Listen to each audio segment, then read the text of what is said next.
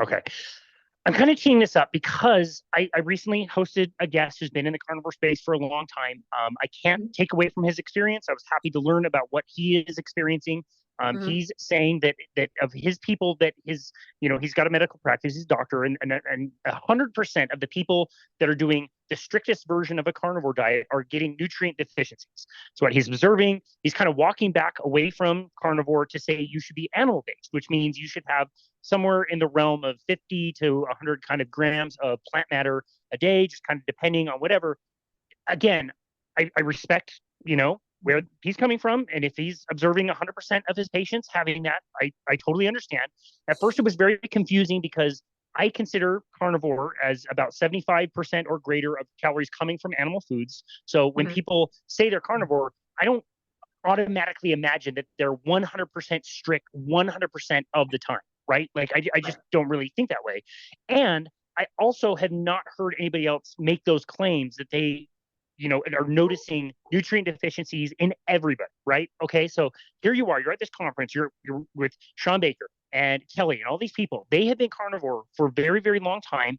Again, regardless of how strict or how kind of liberal you want to be with that definition, again, just your observation. Have you noticed any of that? You've done coaching for a long time. Do you notice any of that? Do you hear people talking about it? Were people talking about that at the conference? Or is that just kind of maybe an isolated thing that you can't really relate to?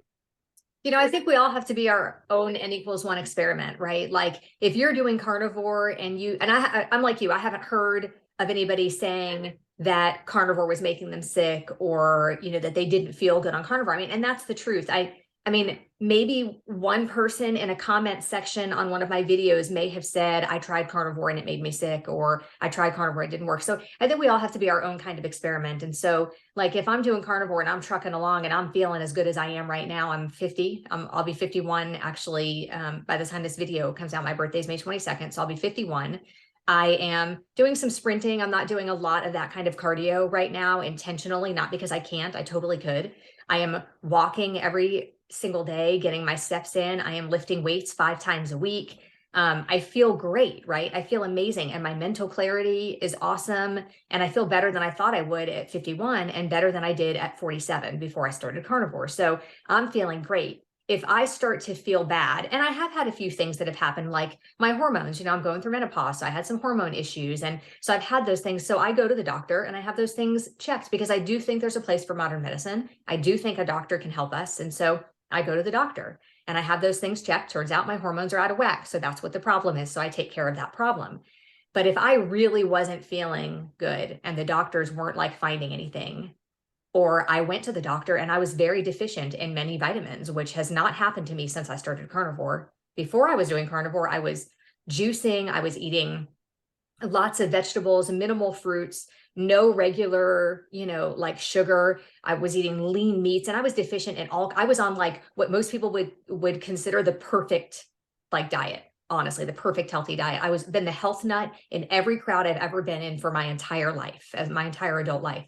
So if I wasn't feeling good and as a carnivore and I went to the doctor next year and I was deficient in a bunch of things, you can bet I would change what I was doing. Like, so I haven't heard that coming from a lot of people, though. I haven't heard that coming from anybody that as a carnivore, they went to the doctor and were deficient in a lot of things. I know my folate was just a little bit low, and my vitamin D was just a little bit low. And so those are things that I can correct by just eating more liver, right? I mean, I can do something to fix those. I'm always taking vitamin D because if I don't take it, I am one of those people that is chronically low. Like my vitamin D was 16 at one point, Oh, even wow. after being out in the sun all summer. Like at the end of summer, my vitamin D was Wow. 16. So I always have to take vitamin D. My doctor told me about 5 years ago that I should just always be on vitamin D.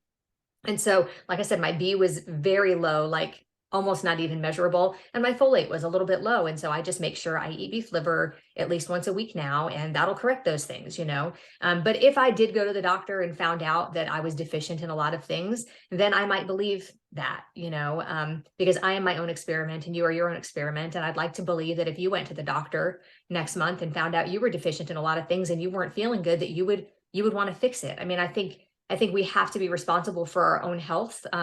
And so I find it hard to believe that this doctor has found that many of his patients, when I don't see people saying that, and you don't see people saying that. So I don't know. That just seems odd to me.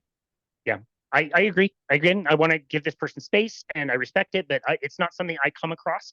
Folate was one that was specifically talked about. We talked about that one specifically. You are supposedly a little bit low. What physical manifestations do you notice? Like, do you notice signs and symptoms of that in your like day to day? Like, is that something you deal with?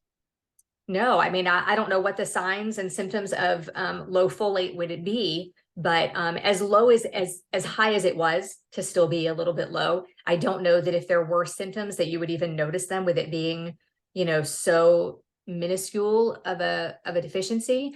But I don't feel any different now that I'm eating beef liver once a week either. You know what I mean? Like, I'm not feeling a whole lot different, but I do know beef liver gives me energy at the time. Like the days that I eat it, I do feel like a little boost in energy, just like I do when I eat sardines.